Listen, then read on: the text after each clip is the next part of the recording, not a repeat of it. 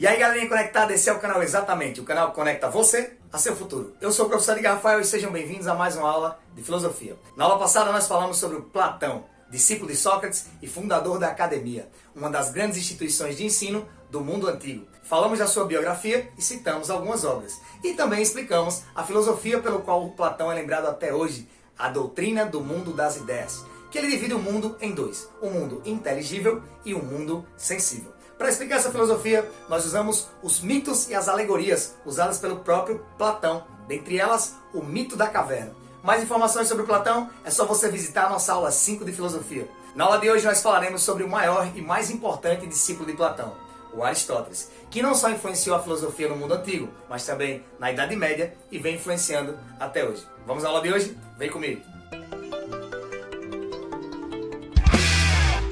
Aristóteles, principal discípulo de Platão, nasceu em Estagira, uma província da Macedônia. Aristóteles nasceu no ano de 384 a.C. Há controvérsia sobre essa data. Então ele viveu no século III a.C. e morreu em 322 a.C. na província de Cálcio. Aristóteles é filho de Nicômaco, um médico muito influente na Macedônia e amigo próximo do imperador da Macedônia nessa época. Aos 18 anos, Aristóteles é enviado para Atenas, onde ingressa na Academia de Platão e começa a estudar filosofia e a aprofundar os seus conhecimentos. Aristóteles fica lá por 20 anos. Já que Aristóteles era um dos alunos mais importantes que existia na academia, ele daria continuidade aos trabalhos de Platão.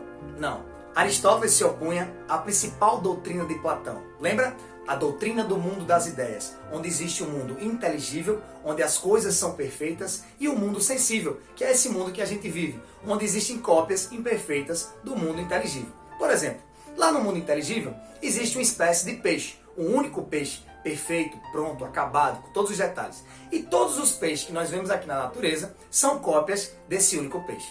Mas o que é que Aristóteles pensava? Isso não é possível. Como é que um único exemplar pode dar origem a todas as espécies de peixe existentes aqui na Terra? Então Aristóteles percebia aí uma contradição. Ele não achava lógico isso, que o único peixe servisse de exemplo para todas as espécies existentes. Logo você percebe que Platão acreditava que toda a verdade poderia ser alcançada através da razão, do intelecto, buscando alcançar o mundo inteligível. Na aula de Platão nós comentamos mais sobre isso, que todos nós viemos lá do mundo inteligível, passamos pelo rio Létis, que é o rio do esquecimento, e acabamos esquecendo tudo que aprendemos, e aqui no mundo sensível nós temos que reaprender ou relembrar tudo de novo. Então, se você tem dúvidas sobre Platão, você visita a nossa aula 5 e depois volta para a aula sobre Aristóteles. Mas veja bem, essa contradição, então o que é que você vai lembrar logo? Platão, tudo pode ser conhecido através da razão. Aristóteles, através da experimentação. Então, Aristóteles pode ser considerado o primeiro cientista da história. Cientista de fato, porque usa um método,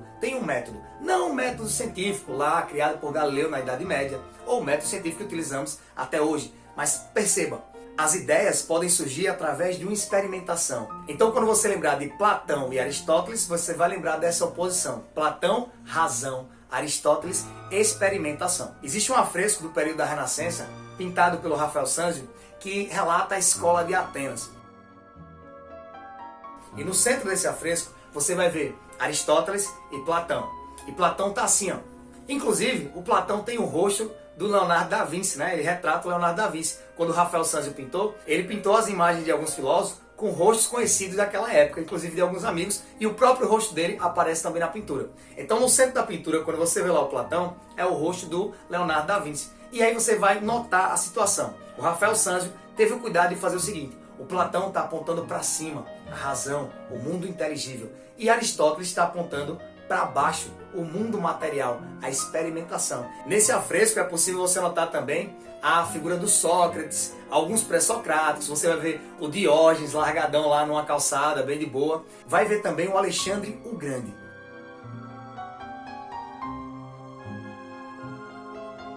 Professor, e o que é que isso tem a ver? É que o Aristóteles foi professor do Alexandre o Grande. Então, ele não deu continuidade aos ensinos de Platão, por causa dessa contradição, e ele volta para a Macedônia, convidado pelo pai do Alexandre Grande, o Filipe da Macedônia. O principal mentor do Alexandre Grande, né, quem educou o Alexandre Grande, foi o Aristóteles. E o que acontece? O Alexandre Grande ficou conhecido por dominar quase toda a região, quase todo mundo conhecido naquela época.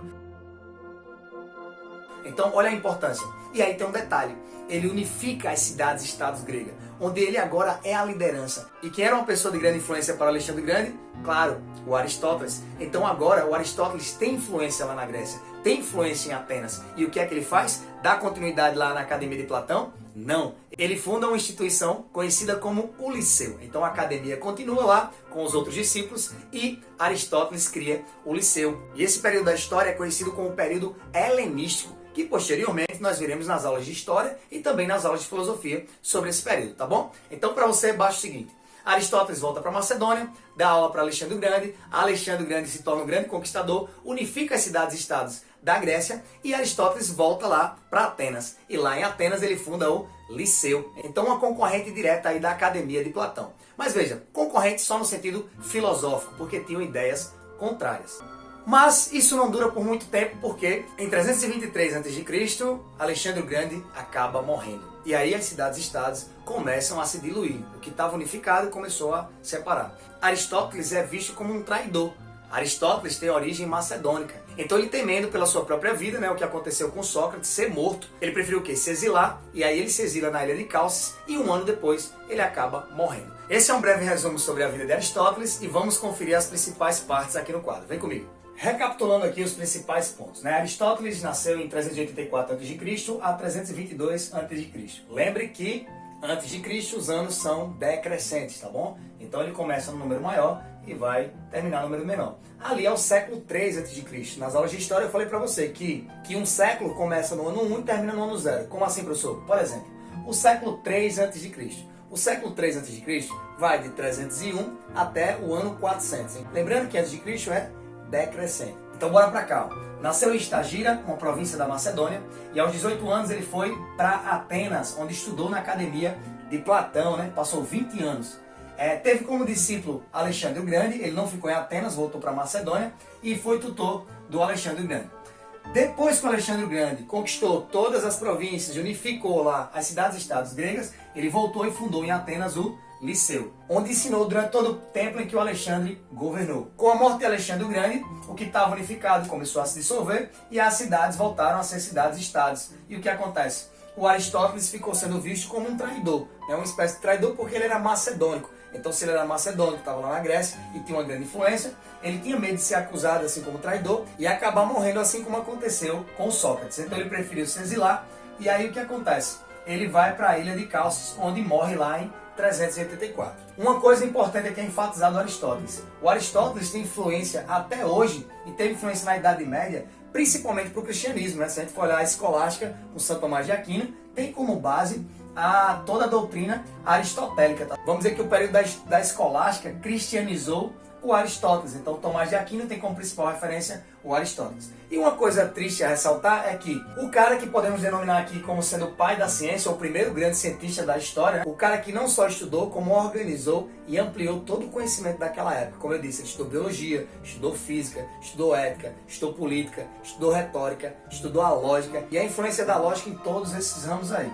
que teve como base para todo o conhecimento lá da escolástica na Idade Média. Acabou que seus textos foram utilizados para perseguir outros cientistas na Idade Média. Como assim, professor? Porque, vê bem, Aristóteles, ele acreditava que o mundo era geocêntrico, a Terra estava no centro. Tinha tudo a ver com o que a igreja pensava, porque se o homem é a principal criação de Deus, então a Terra era o centro do universo. O que acontece? Na Idade Média, com o desenvolvimento de mais aparatos tecnológicos, eu digo assim, um telescópio, então tinha mais tecnologia, mesmo que seja rudimentar, então foi possível descobrir que a Terra não estava no centro do universo e que todos os corpos celestes, pelo menos do sistema solar, estavam girando em torno do Sol. E aí muitos cientistas foram parar na fogueira por causa dos textos de Aristóteles. Vejam, o mau uso, o monopólio da igreja em relação a esse conhecimento acabou perseguindo a ciência, perseguindo a própria ciência. E você pode notar isso porque muitas coisas que Aristóteles disse, elas levaram 2000 anos para ser refutadas. Não porque estava 100% correto, como por exemplo a queda dos corpos. Aristóteles disse que os mais graves, e aí o termo gravidade também vem dele, a gravidade que foi usado por ele, foi usado por Galileu